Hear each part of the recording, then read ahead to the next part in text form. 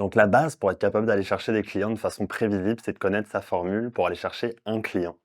Pour ça, il faut savoir quel est mon input, ce que je vais faire concrètement pour pouvoir avoir un résultat donné. Donc concrètement, qu'est-ce que ça veut dire? Si par exemple, j'essaie d'avoir des clients dans l'industrie des logiciels, qu'à chaque fois que je signe un client, j'ai une commission de 10 000 $ en moyenne, je veux savoir exactement si je veux faire un chiffre d'affaires donné, par exemple 500 000 $ dans ma société, comment je vais faire pour aller chercher chacun des 50 clients dont je vais avoir besoin pour être capable de créer finalement ce résultat cette année-là. Donc la formule commence par juste un client. Si je contacte les clients par appel, ça va me prendre un certain nombre d'appels pour avoir une personne qui décroche, un certain nombre de conversations avec des gens qui décrochent pour être capable d'avoir un rendez-vous confirmé. Et vous comprenez le principe, même chose pour avoir un deuxième rendez-vous avec une proposition jusqu'à un client gagné. Donc concrètement, faisons l'exemple, ça va vous permettre de voir comment on fait pour aller calculer le nombre de contacts, le nombre d'inputs dans la formule qu'on doit faire pour un client. Et après, vous pouvez l'adapter à votre cycle de vente à vous. L'essentiel, c'est d'identifier ces étapes. Donc appelons l'étape appel A, B, ensuite C pour le rendez-vous confirmé, etc. Vous avez compris jusqu'à E qui est la signature.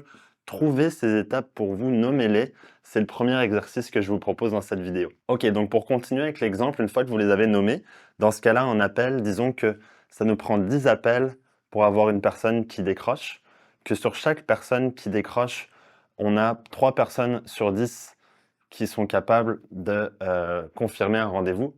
Cependant, il va y avoir un certain taux d'annulation.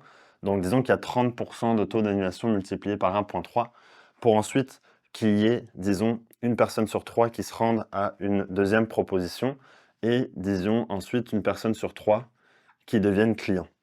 La formule, elle est super simple. Si on veut savoir le nombre d'appels qu'il faut faire, il faut simplement faire 10 fois 3 fois 1,3 fois 3 fois 3.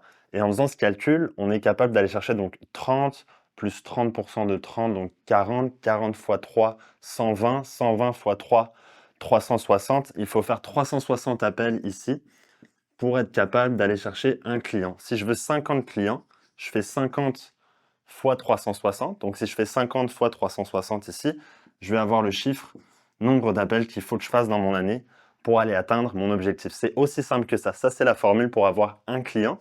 Et si on planifie nos ventes comme ça, on va être capable d'atteindre nos résultats. Donc pour d'autres vidéos sur la vente, je vous invite à consulter le plan annuel de vente qui intègre cette formule, mais aussi d'autres étapes ici.